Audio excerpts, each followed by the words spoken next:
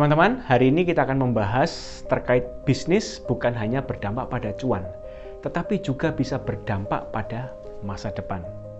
Green business atau bisnis dibangun karena juga dilihat dari sudut pandang keberlanjutan yang berdampak tentunya pada lingkungan. Saat ini ramai banget dibicarakan di media sosial ya, di mana setiap orang berlomba-lomba untuk membuat bisnisnya go green atau green business. Kira-kira dampak positif apa yang bisa kita pelajari dari green business?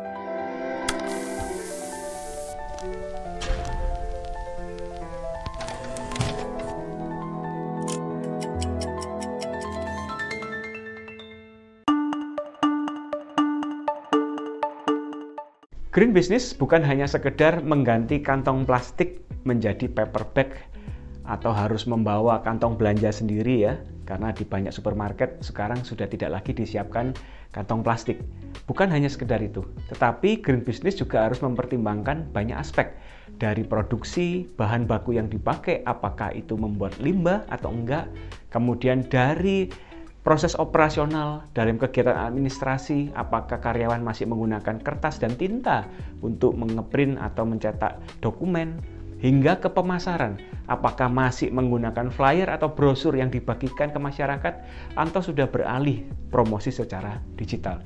Dan ini bukan tren yang sok idealis, melainkan juga para anak muda sekarang, khususnya Gen Z, sangat peduli dengan brand-brand yang mana mereka beli bukan hanya untuk menyukakan hati mereka, melainkan juga untuk dampak keberlanjutan lingkungan itu sendiri.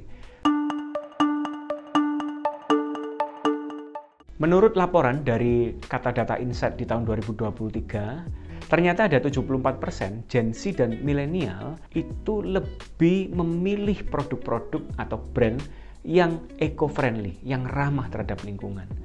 Karena mereka adalah sosok yang kritis, maka dari itu setiap perusahaan juga saat ini berlomba-lomba untuk memberikan nilai tambah itu buat konsumennya. Sementara itu, Nielsen IQ juga melaporkan bahwa negara kita, Indonesia, adalah negara nomor 1 di Asia yang mana konsumennya paling kritis dan memperhatikan brand, apakah mereka eco-friendly atau enggak, apakah mereka go green atau enggak. Sedemikian mereka rela membayar lebih untuk produk yang mereka mau beli.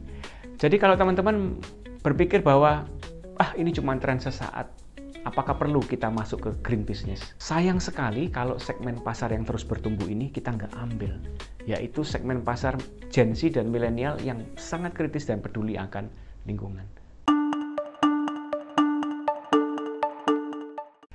Contohnya bisa kita lihat sekarang banyak bermunculan brand-brand kopi lokal yang mana kemasannya bukan dari plastik melainkan dari bahan-bahan yang mudah didaur ulang oleh bumi kita. Dan juga beberapa brand fashion lokal yang menggunakan bahan baku kainnya yang mana bukan kain tetapi adalah limbah dari plastik yang didaur ulang, sedemikian bisa menjadi fashion yang bagus. Maka dari itu perusahaan-perusahaan ini sedang membangun narasi bahwa berbisnis bukan hanya sekedar cuan atau profit, melainkan juga terkait planet itu sendiri. Maka banyak perusahaan menggunakan strategi ini bukan hanya untuk pencitraan atau branding semata, melainkan juga punya tujuan penting selain menyelamatkan bumi, juga membangun loyalitas pelanggan yang mana peduli juga dengan lingkungan.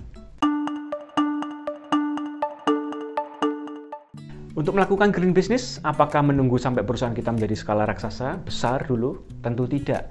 Teman-teman bisa mulai dari hal-hal yang kecil dan sepele. Sebagai contoh, misal kita mulai gunakan kemasan yang bisa dipakai beberapa kali, refillable. Jadi bukan hanya disposable atau sekali pakai, tapi yang bisa diisi ulang. Kemudian kita juga mengambil tentunya supplier-supplier dari bahan baku yang mereka juga ramah akan lingkungan. Kita bisa kirimkan invoice tagihan bukan dalam bentuk kertas atau cetak nota, print out nota, melainkan dalam bentuk digital invoice lewat PDF dan lain-lain.